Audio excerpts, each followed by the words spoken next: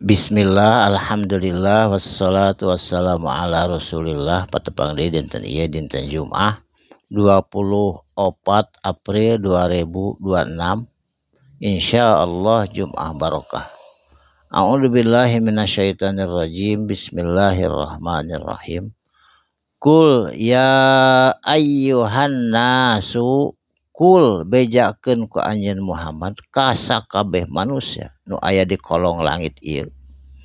Ya ayyuhan nasu, hei sakabeh manusia nu aya di muka bumi, baik itu kafir atawa itu teh muslim, sadayana diseru ku Allah Subhanahu wa taala. Innama ana, sanyana ari kami saur Allah, lakum eta tetep pikeun anjeun kabeh, nadirun aya saurang utusan anu mere peringatan, mubinun anu nyata. Sadayana para rasul, para nabi oge nyanak saurang-saurangna peringatan ka umatna masing-masing.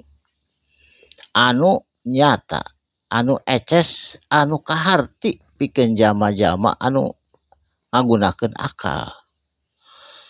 Saterasna, falladzina amanu, mangka ari jama-jama anu iman ka Allah, ka Rasulullah, ka malaikatna Allah, ka kitab Allah jeung sajabana. Wa amilus solihati, jeung anu ngamalkeun amal soleh, nu migawe amal soleh. Tegasna salat, puasa, zakat, berbuat baik ka sesama jeung sajabana eta disebutna amal soleh.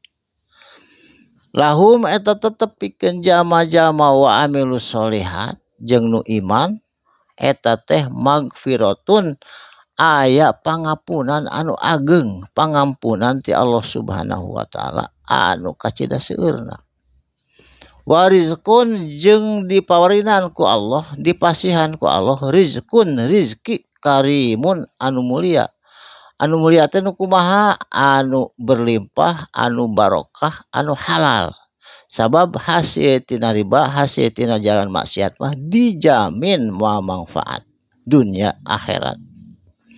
Saterasna, walladzina sa'au, jeung ari jama-jama sa'au, hartosna anu selalu berusaha melecehkeun fi ayatina, dina ayat-ayat kami, selalu hayang ngalecehkeun kana ayat-ayat Allah.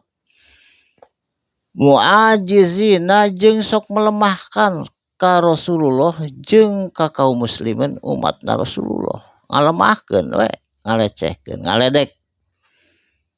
Tah nu kitu teh ulaika ari itu jama-jama anu sa'au jeung mu'ajizin eta teh ashabul jahimi, eta teh bakal jadi penduduk atawa penghuni jahimi, neraka jahanam.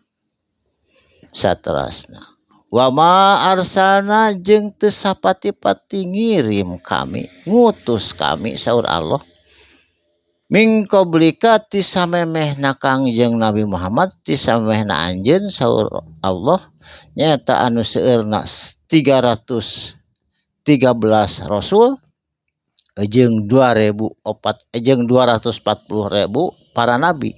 Eta teh sadayana ge mir rasulin, ti pirang-pirang utusan.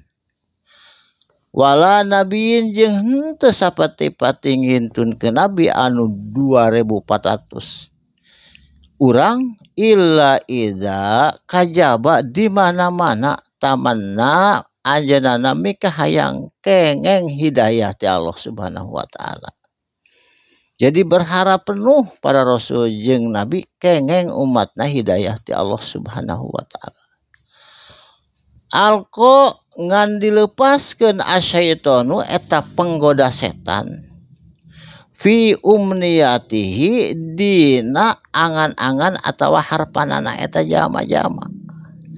Jadi lamun rek ngalakukeun sesuatu teh kudu maca ta'awud atawa a'udzubillahi minasyaitonirrajim, supaya urang ulah digoda ku setan. Maca ta'awud naon wae perkara anu bade di pigawe ku urang, bade salat, bade maca Quran, bade muamalah nu sajana, a'udzubillahi minasyaitonirrajim.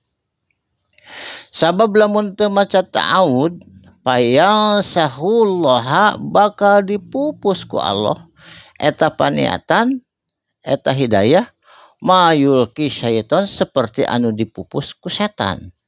Urang teh boga paniatan hade ngan ku setan digoda jadi dipupus maka dipupus oge eta paniatan ku Allah.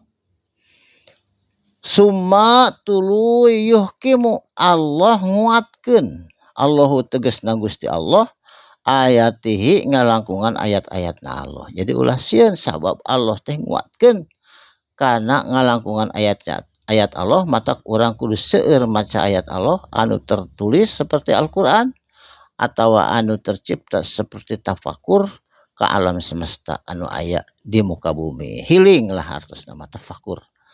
Wallahu jeung ari Gusti Allah alimun eta maha uninga Allah hakimun jeung anu maha bijaksana. Jadi Allah maha uninga kana segala perkara jeung maha bijaksana.